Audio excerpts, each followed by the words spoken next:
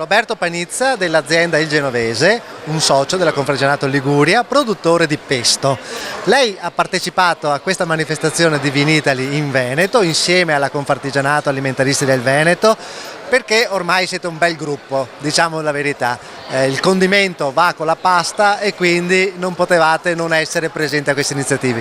Ci dica un attimo cosa ne pensa questo primo giorno che è passato di ieri, quali sono le sue sensazioni e quali anche i suoi progetti per manifestazioni di questo tipo.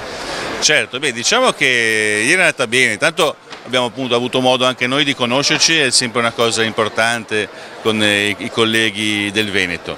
C'è già stato movimento, ieri si aspettava appunto una giornata più dedicata ai visitatori, ai privati, oggi sicuramente ci saranno più professionisti, però bene, già positivo. E io penso che per il futuro, se ogni volta che verrò invitato da Confartigianato Veneto ci sarò, proprio perché comunque il pesto è diventato uno dei condimenti più importanti per condire la pasta a livello mondiale. Si dice che sia il secondo condimento per condire la pasta usato nel mondo e la terza salsa prodotta al mondo per diffusione territoriale, quindi ormai è un prodotto veramente universale e con le paste fresche o secche va molto d'accordo, quindi tutto quadra.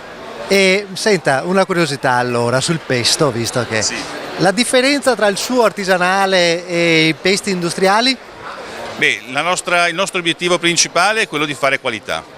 Per cui già la scelta delle materie prime dà un prodotto che è sostanzialmente diverso rispetto a un prodotto industriale che magari invece per scelta o per necessità deve rimanere comunque in una fascia di prezzo molto ridotta, per cui la chiave è un po' quella lì. Poi c'è una tecnica, un savoir-faire genovese che ci portiamo avanti, che ce l'abbiamo, e quindi un pesto genovese, insomma, a mio parere è qualcosa di più di un pesto prodotto magari in una regione dove c'è un approccio appunto più industriale e non c'è tradizione nel preparare questo piatto, questa salsa. C'è qualche segreto? Sì, diversi, però non li dico, se no non sarebbero più segreti. Ovviamente.